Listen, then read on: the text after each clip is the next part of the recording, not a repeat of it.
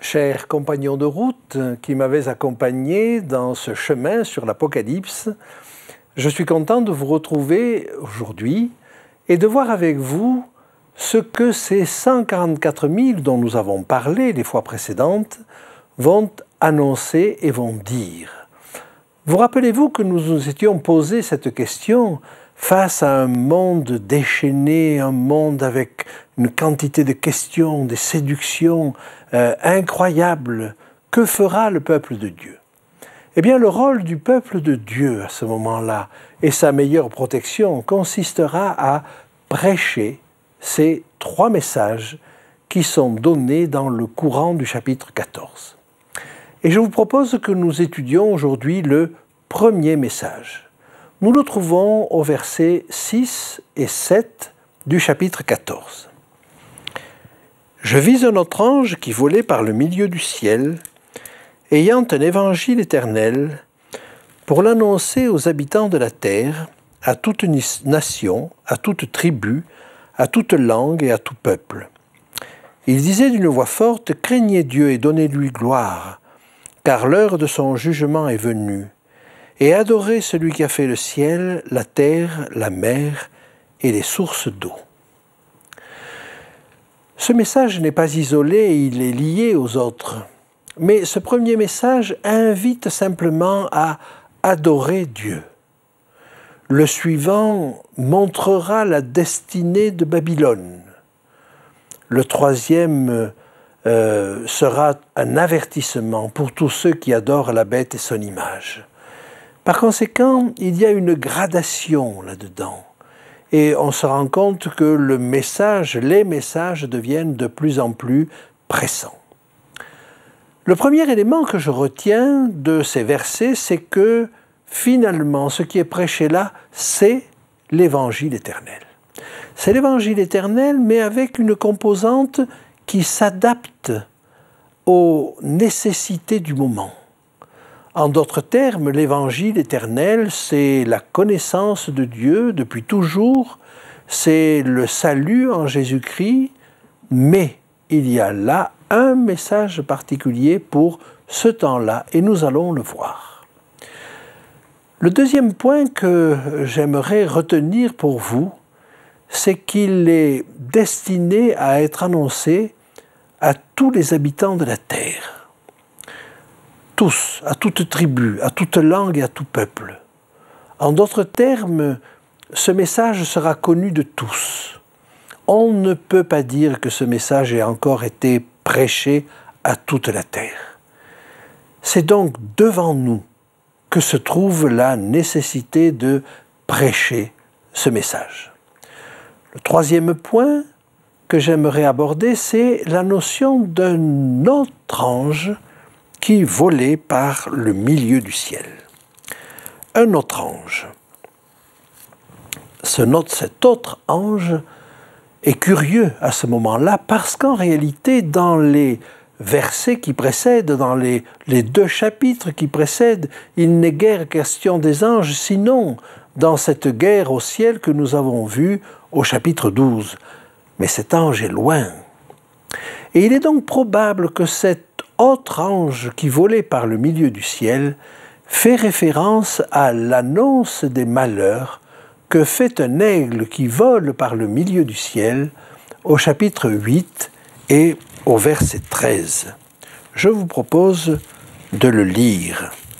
« Je regardai et j'entendis un aigle qui volait au milieu du ciel, disant d'une voix forte, « Malheur, malheur, malheur aux habitants de la terre, à cause des autres sons de la trompette des 3 anges qui vont sonner. » Il est probable que cet autre ange qui vole par le milieu du ciel et qui fait pendant à cet aigle qui vole par le milieu du ciel indique qu'il y a probablement là des messages qui sont très proches dans le temps. Maintenant, j'avance encore un petit peu et j'aimerais retenir simplement dans le verset 7, il disait d'une voix forte.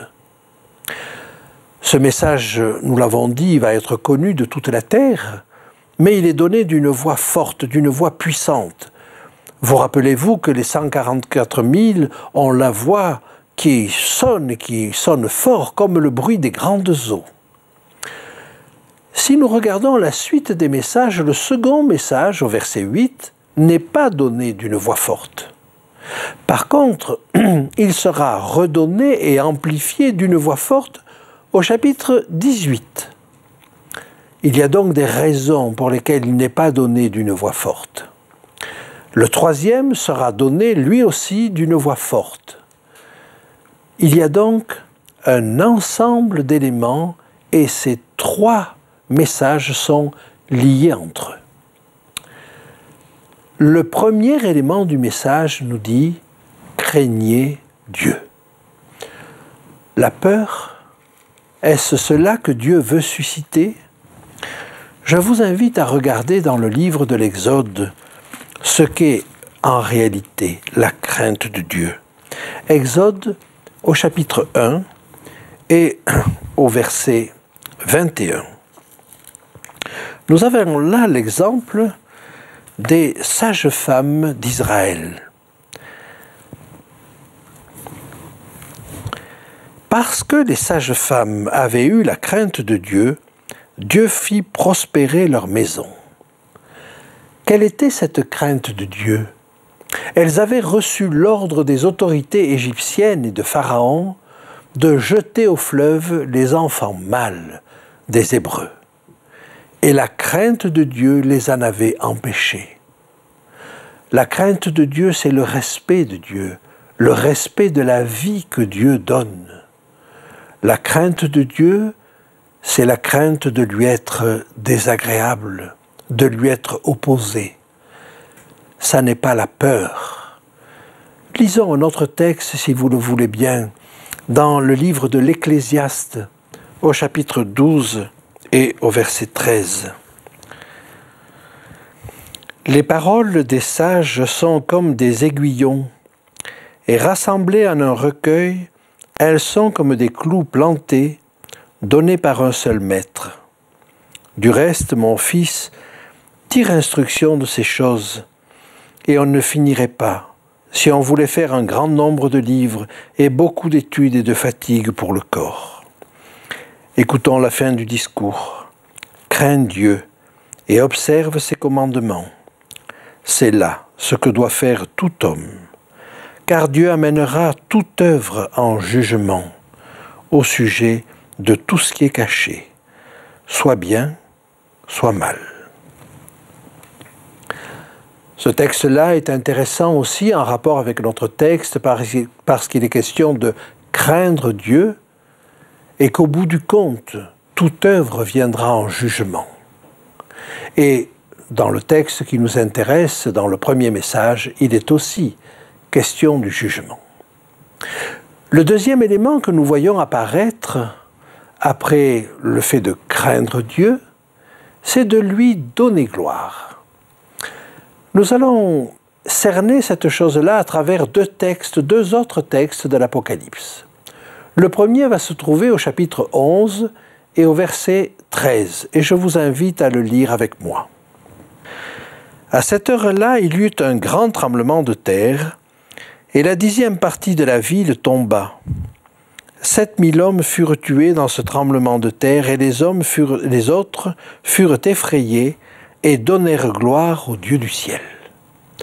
En l'occurrence, il est bien dit ici qu'ils sont effrayés et qu'il donne gloire à Dieu.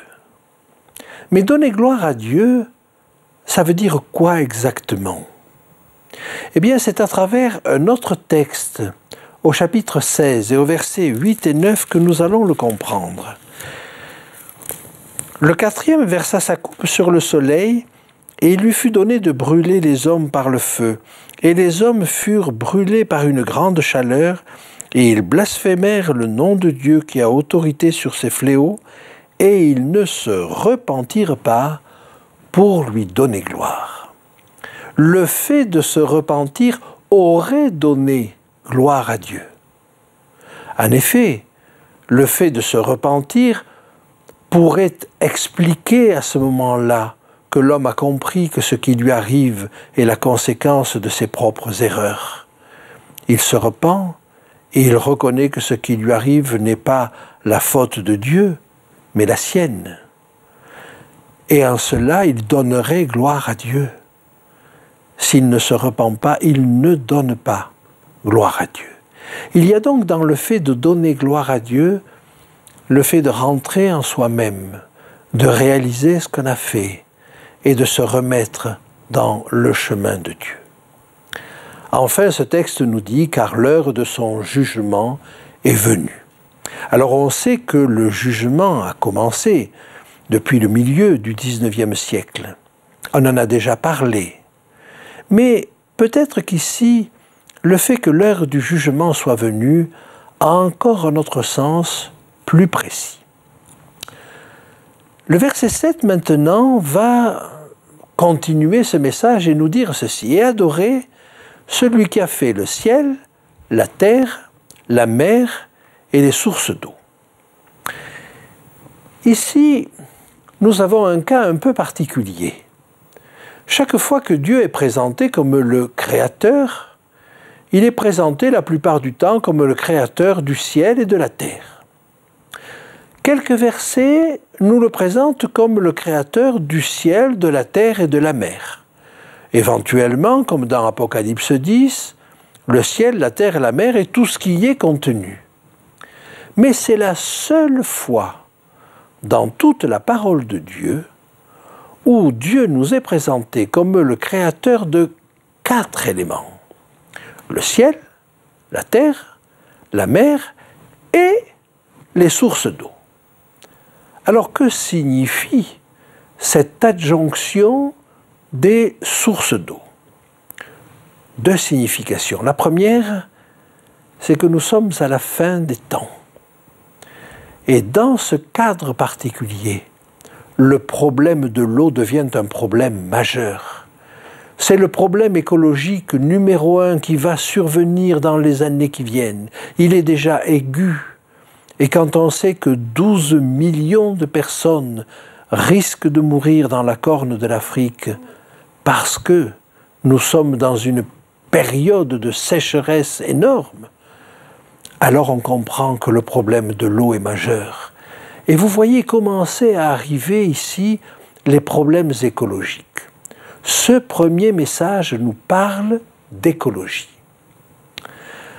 Le deuxième élément que nous pouvons tirer de cette adjonction des sources d'eau est le fait que les 4 premières trompettes, comme les 4 premières coupes, 4 premières trompettes sont au chapitre 8, nous les avons déjà vues.